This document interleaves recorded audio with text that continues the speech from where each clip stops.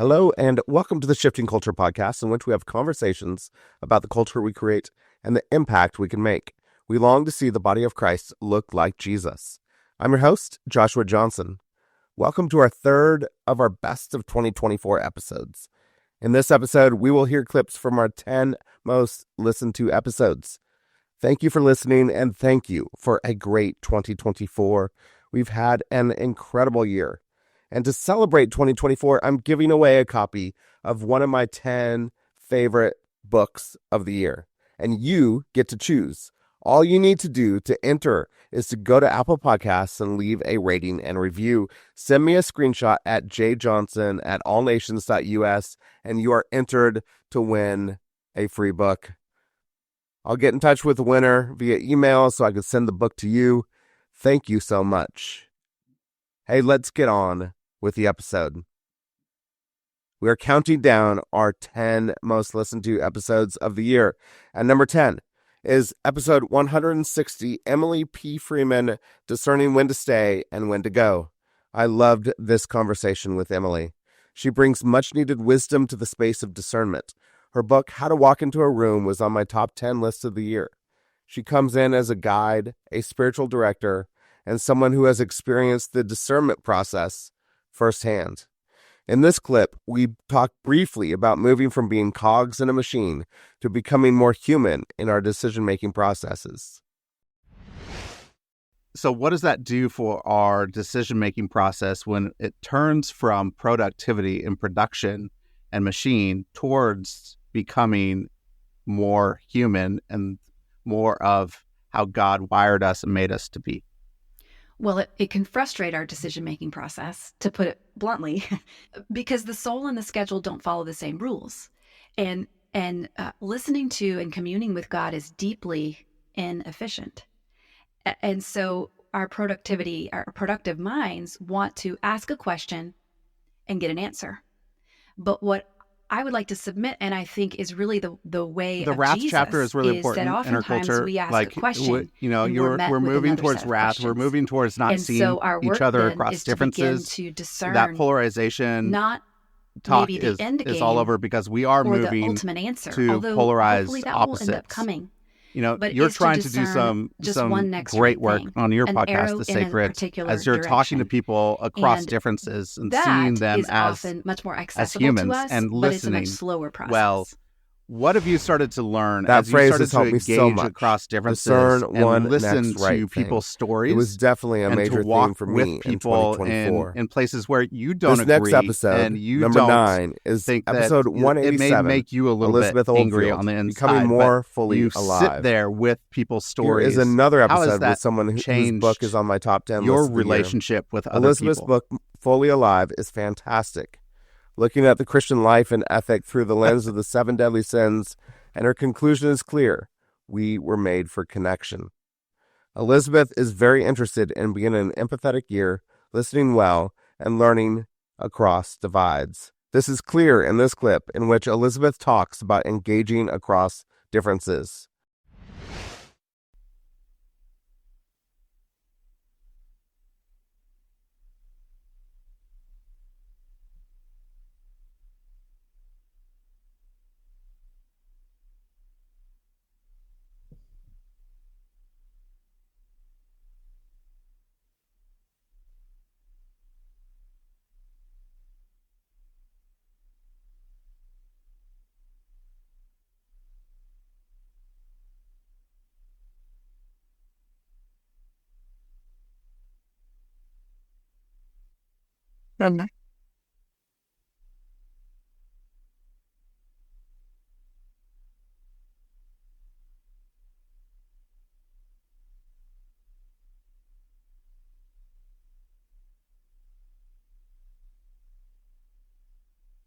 Yeah, hugely. My life is radically more interesting. I came to this work through such a strange mixture of things. I started again with a sort of intuition about things that were going wrong, and then I was learning about child development and fight or flight and what happens in our body when we're in fight or flight and how to parent a toddler. And then I was like, oh, there's things that happen in a toddler's body when they're defiant and just shut down, or they can't access rationality, that I'm now seeing patterns in adults, right? And particularly when we connect with each other. And then when I realized that the Christian nonviolent tradition is all this, that it's all there. It's this extraordinary heritage. And the understanding, I think there's two key things that I came to understand that really changed how I interact in the world and how I understand these dynamics. And one is this thing that scientists called homophily, and I use the phrase people like me, PLM, which is just deep down, almost all of us prefer people that are like us, that look like us, sound like us, have the same interest as us. We sort of wish we weren't those people. Sometimes we can pretend we're not those people. We really are those people. When we start paying attention to these very granular tribalisms, if you notice who you feel warm towards, it is people who remind you of yourself. Or someone you love, maybe. People who you feel less warm towards, they will not be reminding you of yourself. It is as sort of simple and embarrassing as that. And this was all over first century Palestine. Jesus sees these dynamics playing out, and then he walks between these tribes and he absolutely explodes these purity boundaries. And he mischievously, puckishly, repeatedly upends the tribes that are all over. And realizing that I could do that and it actually looked quite fun was a big breakthrough moment for me. I was like, oh, this might actually cause a little bit of good trouble if I am seen with people I'm not supposed to be seen with. And the second thing is that when we're in fight or flight, which almost always kicks in when we are outside our tribe and we're with someone who is not like me, that just is it's a body thing. It's a body reaction. It's a set of hormones that make it difficult to empathize or be curious, make everyone look like their enemy, and make us withdraw. That if sin is disconnection, that moment, the temptation is always there to pull back from ourselves, to get snippy, to get aggressive, to get contemptuous, or just to withdraw, go passive, shut down, create our parallel cultures, avoid ever being in contact with people not like us. And Jesus says, when someone hits you in the face, turn the other cheek. And I came to see that you can very easily translate that as when you are in a situation of threat, resist your fight or flight. Do not hit them back or run away, which are the two natural responses when someone hits you in the face, or you are out of your tribe and feel threatened. Stay curious, stay open, hold the gaze, keep asking questions. And the person, as your fight or flight wears off, the person transforms magically from an enemy who you want to roll your eyes at to a fragile, complicated, yes, foolish, yes, beautiful person made in the image of God. And that's this really enjoyable thing to experience. That clip leads well into our next episode. Number 8 is episode 212, Brady Boyd, Pursuing Unity in Divided Times.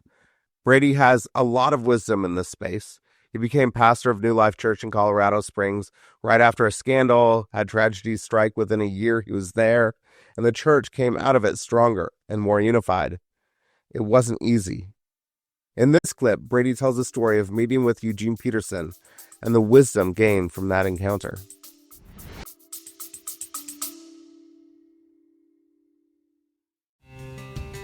What's up, everyone? Steve here with the Balance of Gray podcast.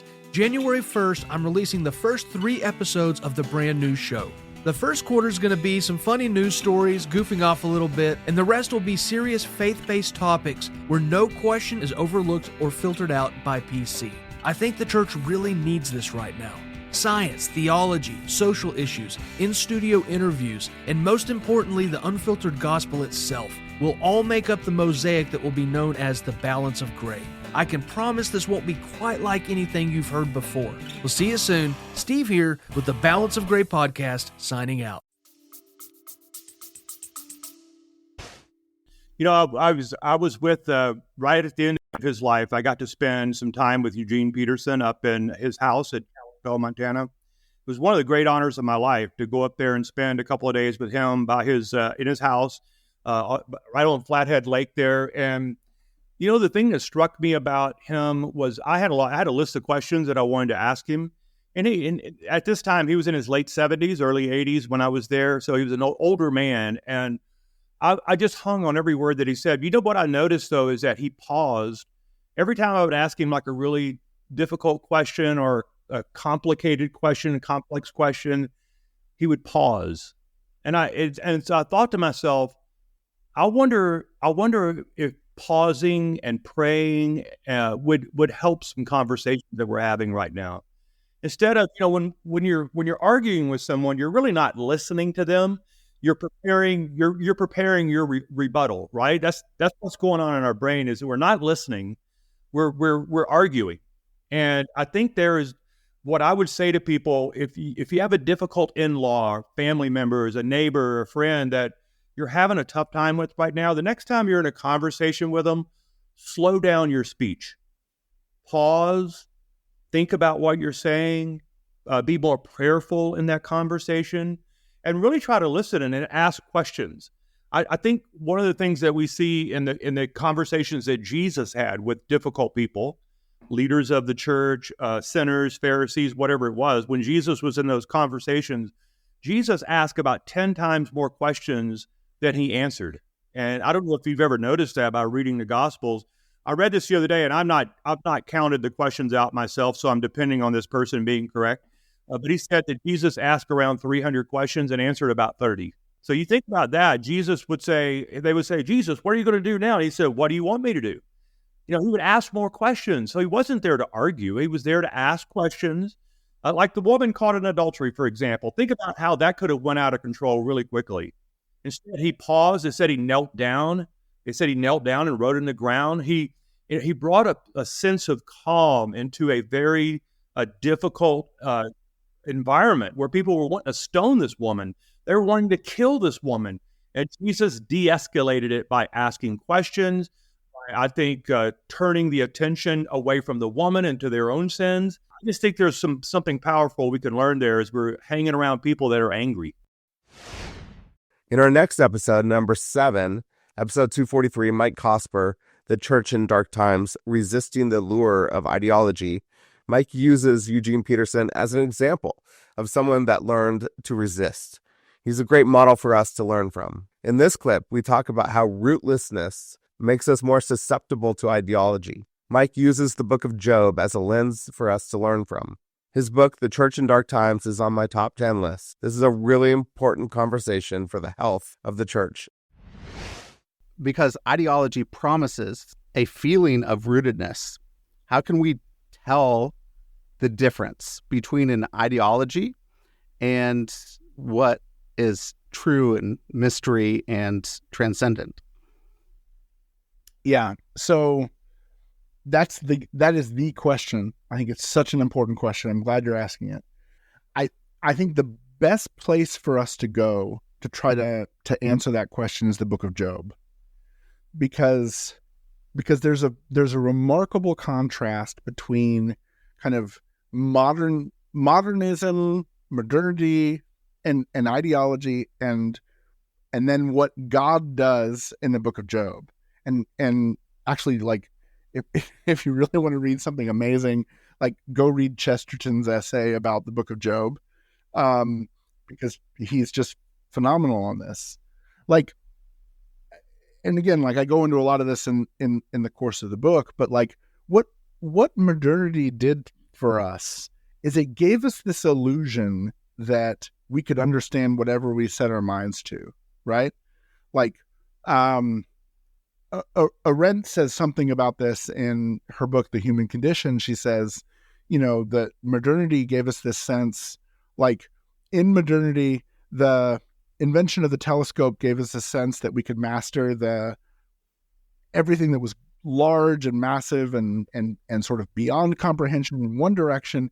And the microscope gave us a sense that we could master everything that went in the other direction, everything that was small and sort of outside of comprehension that way.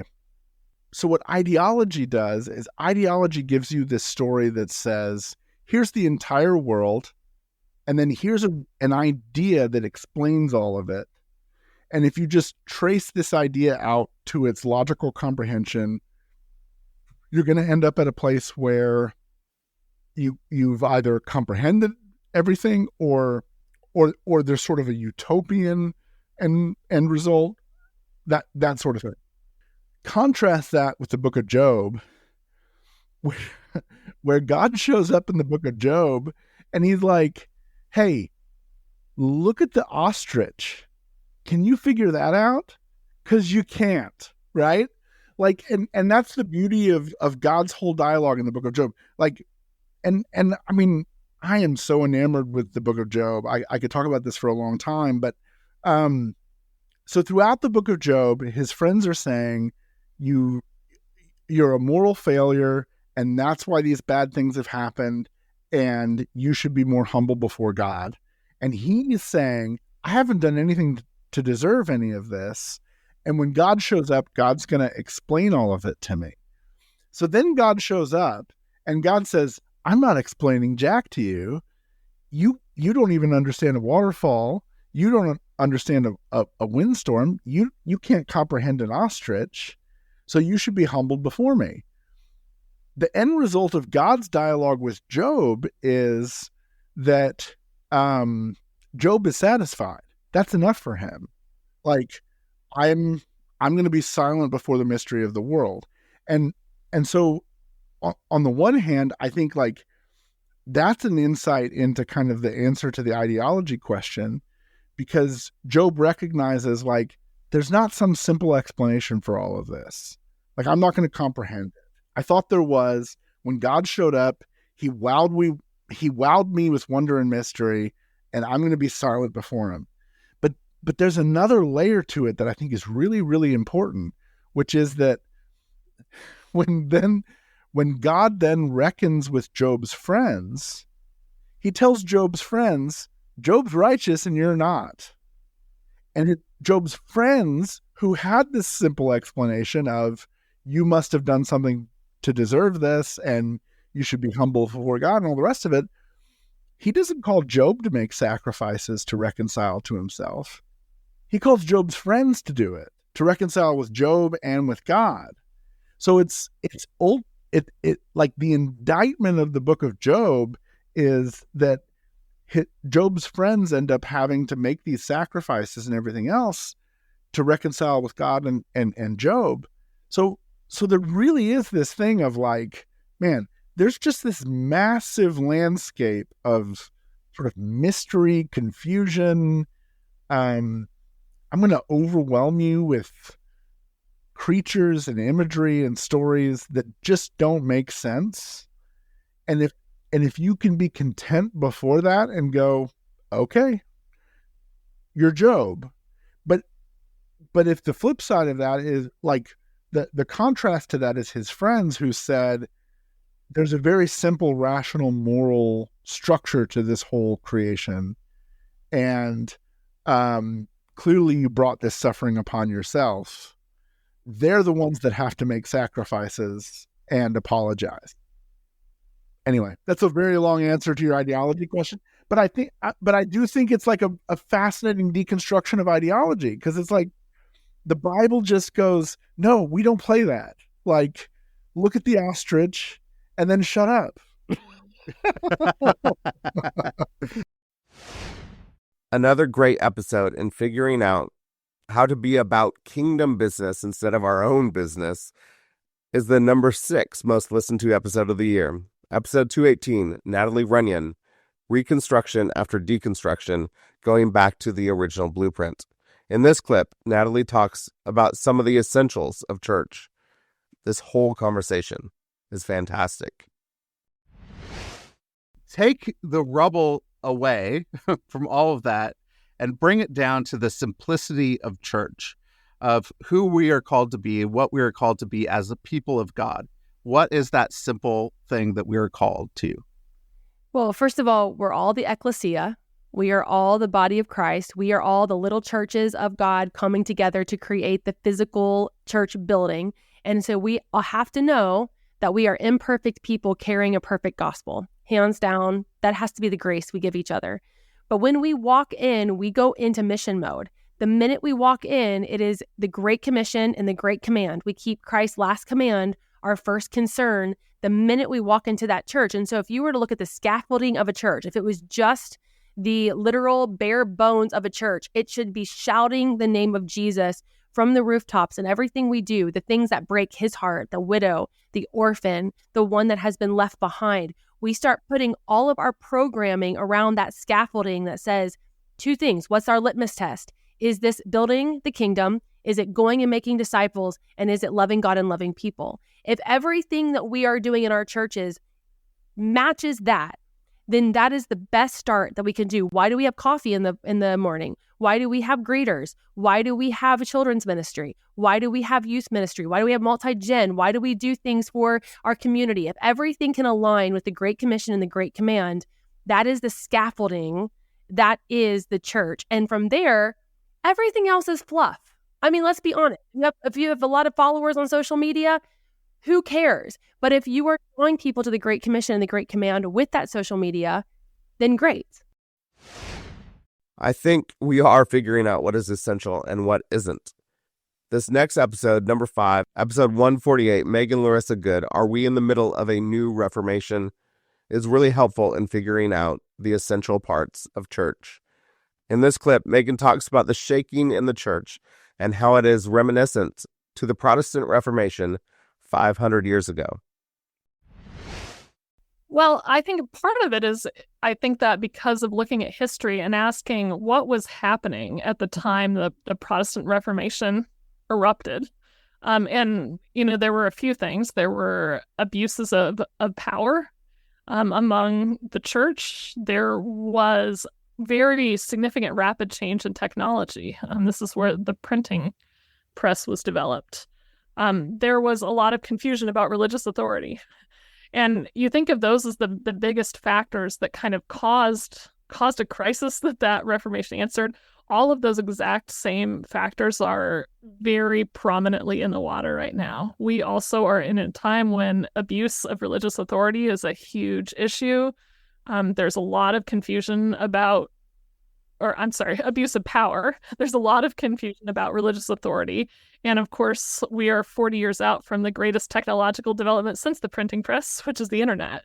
And dealing with all the ways dissemination of knowledge changes the environment we live in. So the conditions are strikingly, eerily similar to what we saw at that time.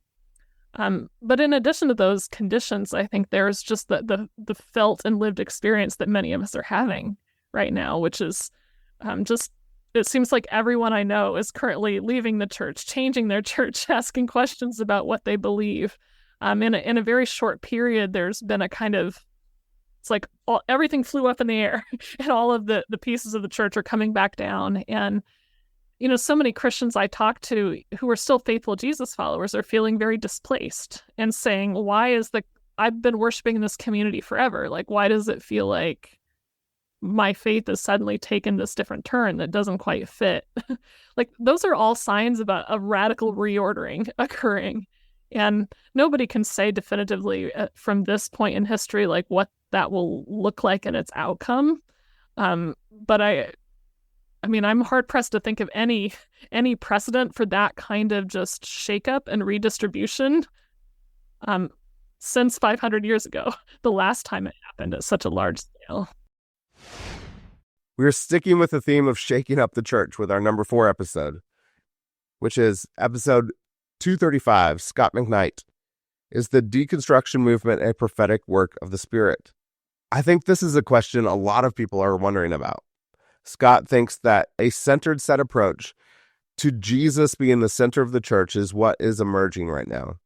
If things aren't looking and sounding like Jesus, people aren't interested. In this clip, Scott talks about women in the church and how this is a major issue with people who are deconstructing. Yeah. So as the Spirit starts to illuminate some things, as you have seen some of this research is coming out and talk to these deconstructors, what are some of the issues that is moving them to question whether this church that they've been a part of is actually following Jesus or not? Well, I wrote a post about this the other day, but it was based on some notes on this sheet of paper I have, so I don't have that post. But they are wondering about politics and Christian nationalism. It can be offensive. They are wondering about positions on sexuality. an increasing number of our younger generation are meeting people and know their friends who are struggling with their sexual orientation or identity. They are wondering about hell. They wonder about inerrancy and rigidity. They wonder about the mentality of in and out, that they know who's in and who's out. They are deeply troubled by hypocrisy of church leaders. They are bothered by dispensationalism's understanding of Israel today. I mean, there's a lot of people who will refuse to criticize Netanyahu because he's with Israel. I grew up with that Israel could do no wrong because they were the fulfillment. Now listen, Joshua, of 1948, and it was one generation. Well, it's almost 4 generations. It's at least 3. And we got real problems here. So that whole theology was mistaken. That there was I think another major issue is social justice. And social justice put in terms of justice and peace, let's say anti-war, ecology, racism. The younger generation has an uber sensitivity to these things, and I would call this sensitivity deeply Christian, that can be instructive to an older generation that accepted the system that is infected by racism, infected by hierarchy, and they wonder. Now, another thing we've experienced, of course, is women in the church and women who are gifted. I'm privileged to be in an academic setting for 41 years, all right? Which means, by and large, a pastor's not telling us what to believe. A doctrinal statement in the church is not telling us what to believe. And students who are in my class don't have to subscribe to any of that stuff. Now, maybe the professor does. I've taught in schools. When I taught at Trinity, there was a little bit more of a restriction than there was at, say, Northern or at North Park. They are calling into question some of these things that they grew up with, and they're expressing themselves, and they feel like they can explore ideas. And I think that that's something that they should have the freedom to do. And I'm privileged on the women issue because I have seen some of my best students when it comes to communication skills, speaking skills, interpersonal skills, preaching skills, theological skills, who are women. And they can be in settings that makes them serve in the kitchen. And some of these women are saying, well, I'm not going to participate in a church that will not honor what God has gifted me to do and for which I have such deep passions. So they start shedding some of those ideas. And, if the church doesn't provide for them the freedom to shed some of those, they're going to go somewhere else. This next episode, our number 3 most listened to episode of the year, episode 159, Sarah Bessey Practices for an Evolving Faith, was a real treat for me. Sarah wrote my favorite book of the year, Field Notes for the Wilderness, a book full of grace and wisdom and love. And that is exactly what Sarah brought to this conversation. In this clip, Sarah talks about how much room there is in the love of God. Sometimes it's really hard to sit in the love of God when it feels like everything around you is burning. And so a lot of people in evangelical churches today or in different churches sometimes feel like, man, I feel trapped. I feel like things are burning.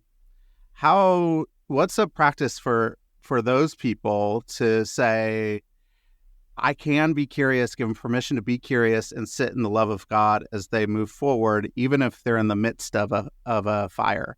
That's a really good question and a very pastoral one, Joshua. I think that's one of the things that maybe is what is being reset in us over and above any opinions that we're trading in and out. I think sometimes initially when we very first kind of enter the wilderness or we enter into this season, we think we're just kind of trading one set of opinions and facts and beliefs and answers for another set. And that could definitely be part of it, right? There's a lot of things that I've changed my mind on, or theology that I've renegotiated, or ideas that I've had to deepen or refine or let go of in a lot of cases if they were not super helpful. So at Evolving Faith, which is a conference and a community that I had co-founded a number of years ago, there was one year where Danielle Schroyer, who is a spiritual director, she posed this question to us, and she said, what does it look like to let God love you? And the way that brought like an exhale, but also this sense of like permission to almost all of us who were in the room. And I've carried that question with me ever since. And I think that when you do feel like everything's burning around you, when it does feel like maybe even your version of God is disappearing like steam on a mirror, right? After a shower and you open the door, there's this sense of like, what does it look like then to lean into love wherever you find it and however you cultivate it? What does it look like where you do feel loved and you do feel like your most true self? And then how do you practice that and make room for that instead of minimizing it or trying to push it to the side or acting like that doesn't matter or somehow that's some lesser version of God? I think that one of the things that was really healing for me during that initial white hot kind of center of loss was realizing that I couldn't wander away from God's love. There's this passage in Psalm 139 where where David talks about how even if I make my bed in hell, you're already there, that there's no place that I can go that your spirit isn't already there. And there was something about that of like, there's nowhere I can go and there's nowhere I can be and there's no opinion I can hold or thing I can change or aspect of my life that couldn't be dismantled that would somehow dismantle that love and that undergirding. And I think that's something I saw in the life of Jesus that I found so compelling, and I still find incredibly compelling to this day, of just, this is what it looks like when you can't outwander the love of God. That there's a room to breathe, there's room to stretch, there's room to play even and explore, as opposed to threats and teeny tiny little white boxes for God. Like there's so much more room and so much more beauty and goodness, I think, than maybe we even knew to hope for. Our number 2 episode of 2024 is episode 224, Andi Kolber, Embodied Resilience, Finding Safety and Moving Towards Risk. One of the fun things about this conversation is that Andi and I figured out during the middle of our conversation that we competed against each other on the basketball court. When she was in college, I coached against her. It was a fun connection. This conversation was a really important one, especially in a culture where safety is prized and risk is pushed back on. Andi's wisdom is on full display here. In this clip, Andi reveals how attachment styles can play out over our lives. How do we move from disordered attachment, whatever, those different types of attachments are, into healthy attachment later on? What does it take? Yeah. So a lot of times that's referred to as insecure attachment. So the big categories are secure versus insecure. And then within the insecure, there's typically like anxious avoidant, there's avoidant, and then there's disorganized. And, just as a basic primer on attachment, essentially, like, this is a internal template that begins forming from our earliest breaths about how we interact and are cared for by usually our caregivers. And that helps us begin to predict what relationships are like, what the world is like, sometimes even what God is like. It's sort of like this little, sort of template neural pathways in our body that help us sort of say, like, here's how I get my needs met. So when we've had good enough parenting, which based off of research done from Ed Tronick and his team, comes down to like 2/3 of the time, parents essentially either getting it right or repairing. And then the other third of the time, they're just like missing the cues of the kiddo. They didn't see it at all, right? So I like to share that because I'm like, good enough parenting is actually not that parenting is very hard work, but it's easy to feel like you got to get it right all the time. That's not true. It's that when we recognize we've messed up, that we work to repair and we do what we can to attune, right? Essentially, that's what we're talking about. So for a lot of people, though, this is essentially where our attachment begins. All of us have attachment styles. The question will be, what will they be? And, a lot of attachment trauma and developmental trauma is often connected to those insecure attachments where we weren't cared for in pain, perhaps. Maybe we were shamed in the midst of pain. For some, the disorganized attachment is specifically, maybe the caregiver themselves was terrifying. They themselves were literally the cause of the trauma, right? So these things, again, live in our body. And they then, we carry without, if there is no repair, that is what we will carry with us and what we will bring to our romantic relationships, our friendships, our experience of God. But the cool thing about these things, and whenever I talk about attachment, I always remind people, this is not a diagnosis. This is not a diagnosis. This is a way of discussing how we get our needs met, how our body predicts people will act. It helps us predict, like essentially insecure attachment. We come to predict that when there is a rupture, there will be repair, right? And doesn't that sound like faith? Doesn't that sound like ultimately the journey of the Christian life, that we would come to know in our bodies, even when things aren't as they should be, that there would be repair, right? So there's this really beautiful picture here. But for so many people, they're like, that's great. I don't experience that in my body. And so oftentimes, like so much of this work, part of it is we got to actually start small. We got to start small. And often, like I have worked with many people who they have had almost no safe people in their lives. And when that is true, the thought of secure attachment almost feels punishing to them because it feels so far away from what they experience that it feels overwhelming. And this is why I really love to, in my work, and I really go into this in Strong Like Water, but also Try Softer, look at like, can we make this more granular? How can we make it smaller?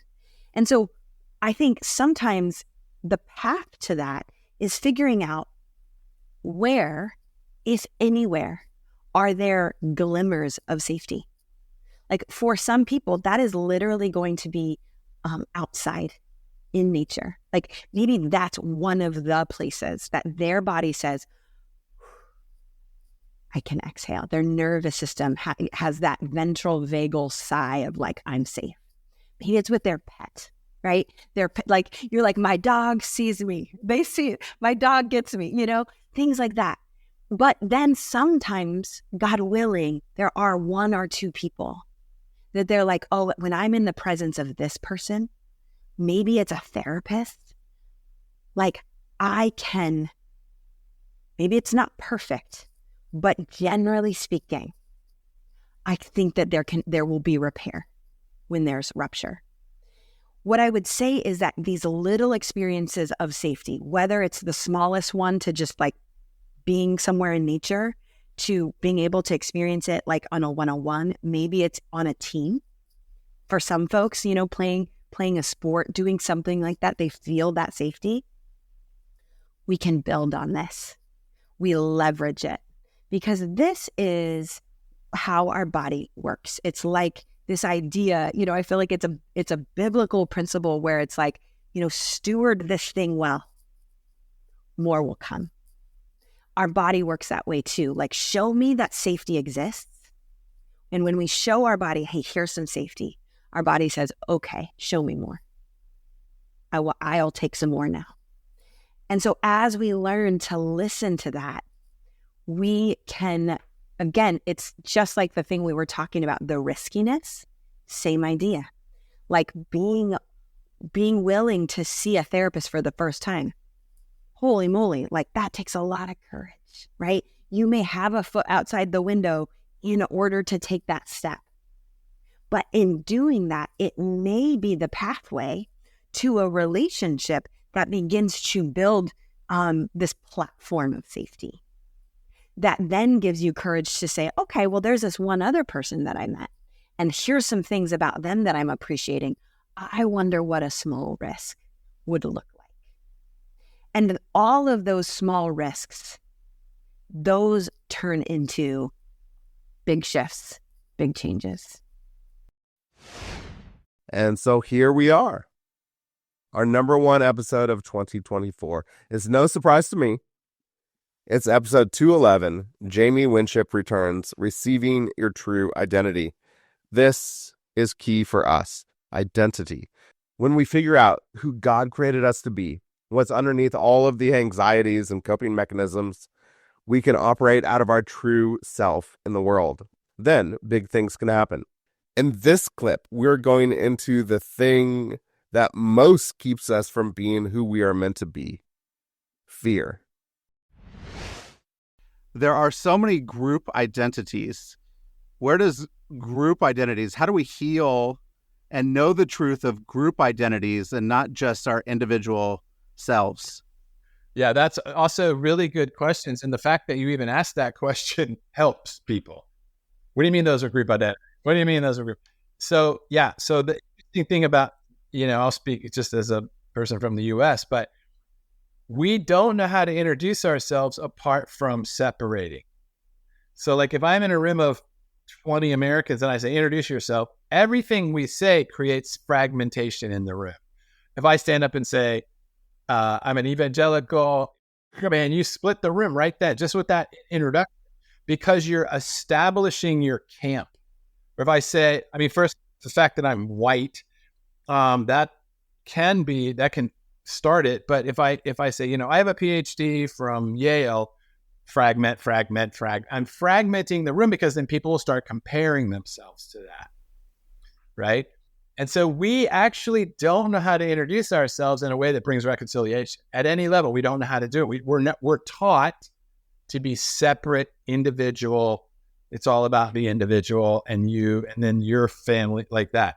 So one of the things is in our languages, we have to introduce reconciliatory or conciliatory language, and watch Jesus. He uses it all the time. Jesus doesn't use separation language. He uses connection language. And so that's part of being discipled, is learning how to open your mouth in such a way that causes fists to drop around you instead of go up.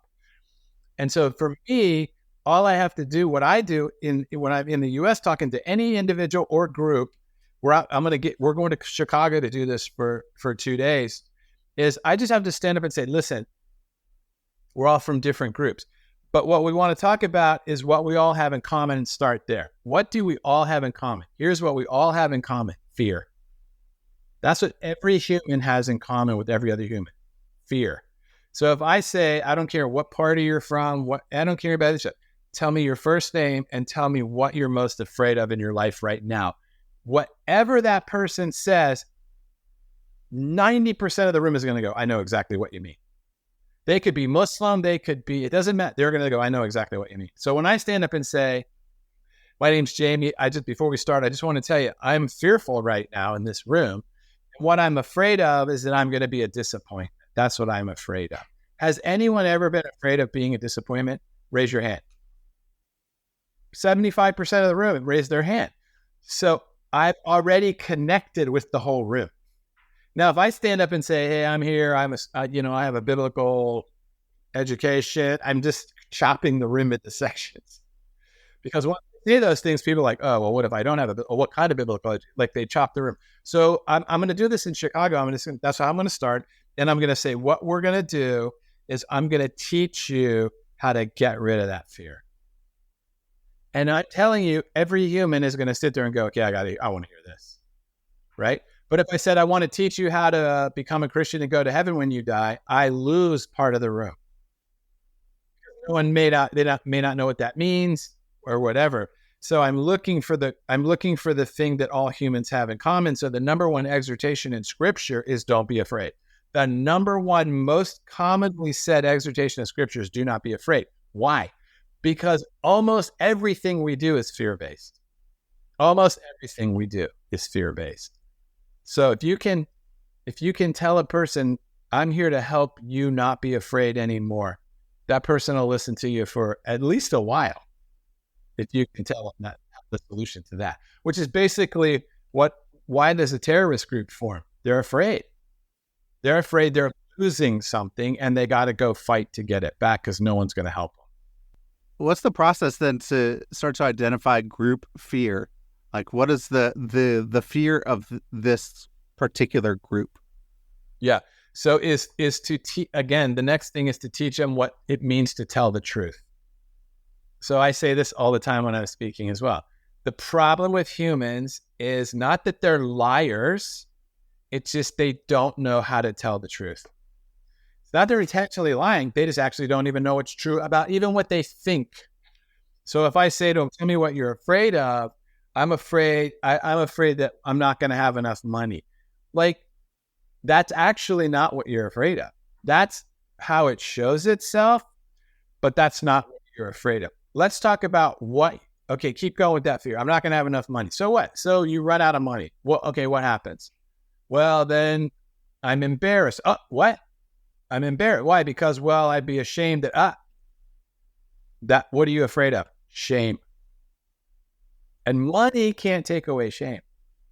You think it can, but it can't. And so and then you're down to, okay, well, who told you to be ashamed? Where did you learn to be ashamed? Just like God is saying to Adam and Eve, who told you to be ashamed? I did it. God doesn't shame people.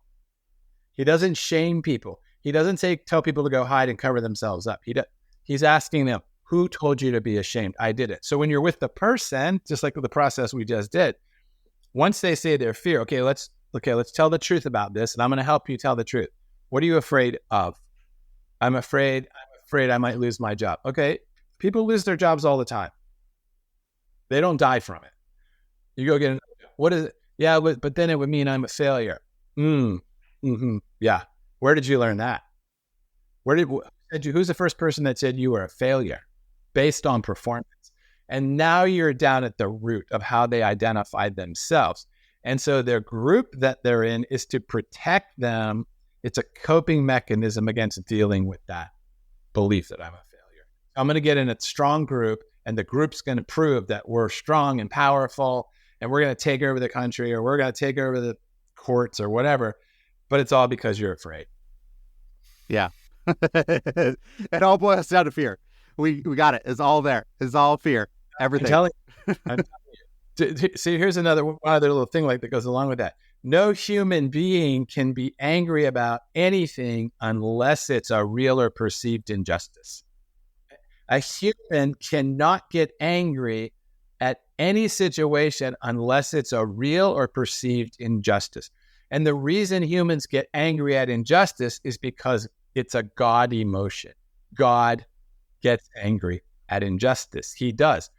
The problem, but then what God says is, in your anger, don't sin and don't judge, but address the injustice. So what we do is we'll experience an injustice, real or perceived, and we'll get angry, we'll judge, and then we go exact vengeance. That's all wrong. So God's saying, in your anger, don't sin. In your anger, address the injustice. Don't kill the person, or don't blame the person. The person is doing what wounded, broken, fearful people do. Attack the injustice. Go after the injustice. And so instead of, we're going to stop human trafficking or these things by putting as many people in prison as we can. It's never worked. It'll never work. But we keep doing it because we think it makes us feel better. But what's the real cause of trafficking? The cause of trafficking is scarcity worldview. That's the cause of it. It's the fear of not having enough money. If there was enough for everybody, why would you traffic anybody? But when you read the scriptures, Nehemiah chapter 5, Joseph, when he establishes bring all the food to the storehouses and make the people come buy it from Pharaoh, you see human trafficking starting in those scenarios.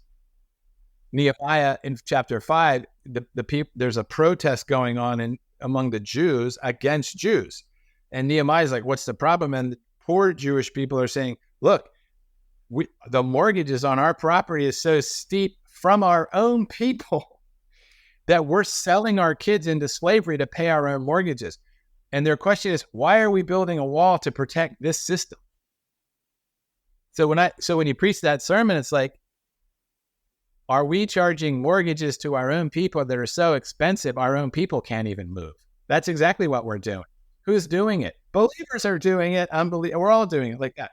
So the injustice causes anger, and then the injustice causes fear, which results in anger. So anytime there's anger in a situation, the question is, tell me, what injustice have you suffered? That is always the first question to a person. So I'll ask a person, why are you mad? What are you mad at? And they'll say, I don't know if I'm mad. Tell me what was stolen from you that's making you mad? What was stolen from you? Your land, your dignity, your childhood, your innocence, your integrity. And people just will start to cry. They've never thought of it. Well, there you have it.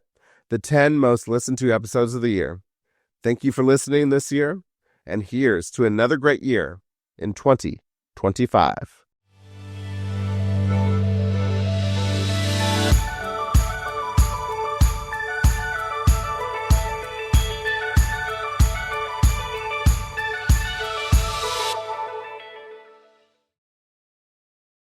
Thank you so much for listening to this episode. If you want to see more episodes like this, go to patreon.com/shiftingculture and become a monthly patron of the show. You can help us produce more episodes so that we can see the body of Christ look more like Jesus.